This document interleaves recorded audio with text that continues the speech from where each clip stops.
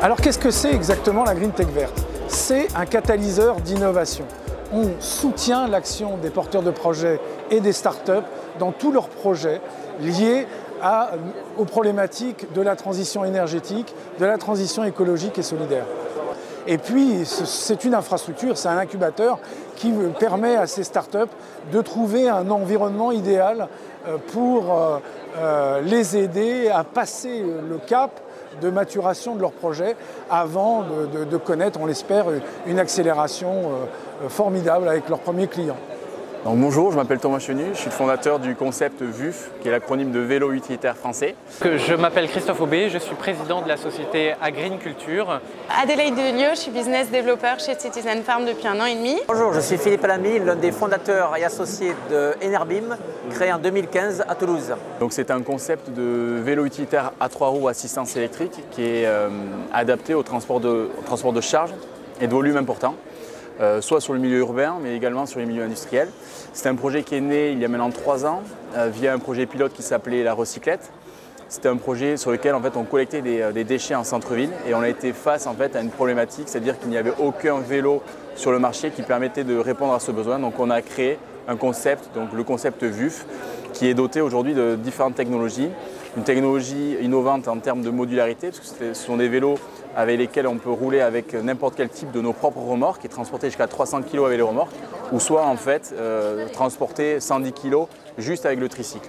Ensuite, on a une autre innovation au niveau du système de conduite, parce que c'est un système de conduite qui est intuitif, avec une direction pendulaire. C'est une direction en fait, qui nous permet de corriger tous les dévers des routes et de supprimer en fait, cette sensation de force centrifuge. Et la troisième innovation, elle est sur le système de freinage de la remorque. On a intégré dans le timon une sorte de ressort qui permet en fait, à la remorque d'avoir toujours son allure calée à celle du véhicule tracteur. Donc nous développons des robots agricoles destinés à la grande culture qui permettront de réduire de manière générale les quantités d'intrants dans les exploitations agricoles, c'est-à-dire réduire les quantités de produits phytosanitaires, mais aussi les engrais, ou encore utiliser intelligemment les semences au cours de l'utilisation classique dans les fermes françaises. Citizen Farm a été fondé par Pierre Oswald en 2013. Et le but de Citizen Farm, c'est intégrer l'agriculture en ville. On fait ça par 2 biais, par 50% de pédagogie et 50% de production. La pédagogie, pourquoi? Parce que c'est hyper important d'arriver à former les générations futures au manger autrement. Et c'est par ça qu'on arrivera à faire changer notre société entière. Et ensuite, la production qui permet vraiment de produire en ville des légumes. On a pour cela 3 systèmes.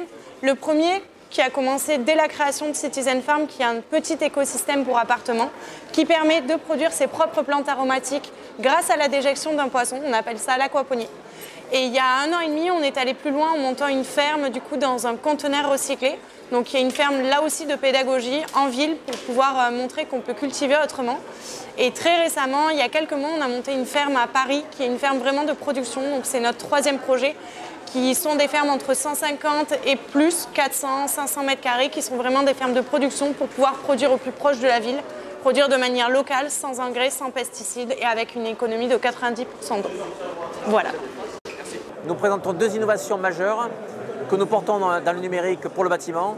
La première, le carnet numérique du bâtiment, en quelque sorte la carte vitale digitale du bâtiment qui permet de synthétiser les données acquises sur l'existant et de projeter des décisions et de renseigner encore plus de données pour le cycle de vie futur en comprenant beaucoup des logiques de rénovation partagées et en commençant par du diagnostic bien sûr. Cette carte vitale évidemment est en lien avec l'ambition de rénover puissamment en France les fameux 500 000 logements par an annoncés encore ce matin par Nicolas Hulot avec la prévision de bonus-malus si on ne le fait pas justement. Deuxième innovation phare, la simulation solaire pour le photovoltaïque, mais nouvelle génération, photovoltaïque intégrée au bâtiment, ce qu'on appelle le Building Integrated Photovoltaics, qui va permettre de créer des façades actives, des façades positives, et pas seulement des toitures. Donc de faire une nouvelle peau active, esthétique, performante thermiquement, performance visuellement et en transmission lumineuse.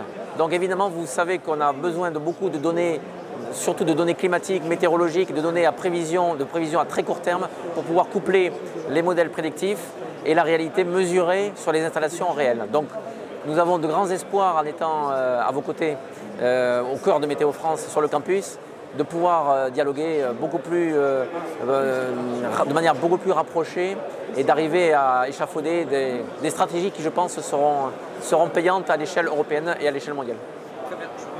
Voilà ce que c'est que la Green Tech verte. Au niveau national, c'est 120 startups qui sont hébergées, accompagnées par le dispositif, avec tout le soutien du ministère on l'espère très très vite, des pépites comme Agriculture qui vont très vite développer leur savoir-faire et faire connaître leur activité sur un plan international.